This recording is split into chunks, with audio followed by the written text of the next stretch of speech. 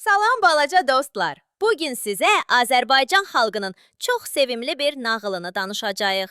Bu nağılın qəhrəmanı adi yemək deyil, çox şirin bir qoğaldır.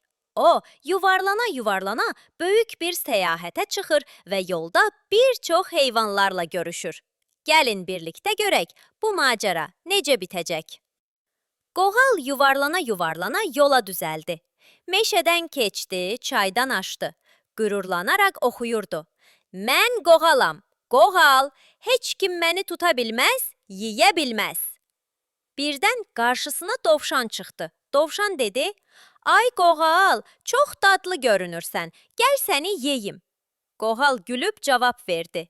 Yox, yox, məni yeyə bilməzsən. Mən evdən çıxdım, yoldan keçdim, indi də səndən qaçıram. Və yuvarlanıb getdi.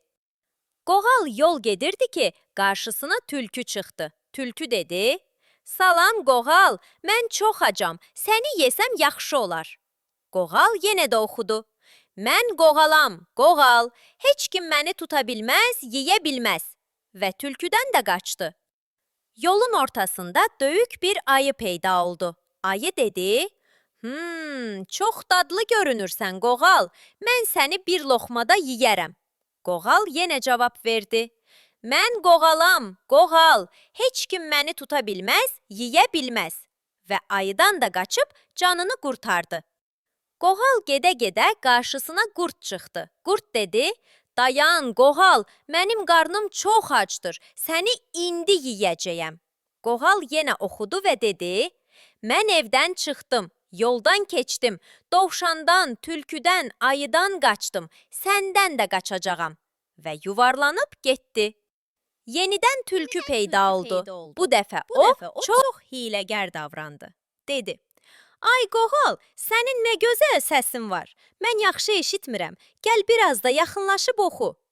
Qoğal sevinib tülkünün qulağına yaxınlaşdı və mahnısını oxumağa başladı. Birdən tülkü hop atılıb qoğalı tutdu və nuş elədi. Nağıl bu yerdə tamam oldu. Uşaqlar, yadınızda saxlayın, həmişə ağıllı olun. Təkcə cəsarətli olmaq bəs etmir.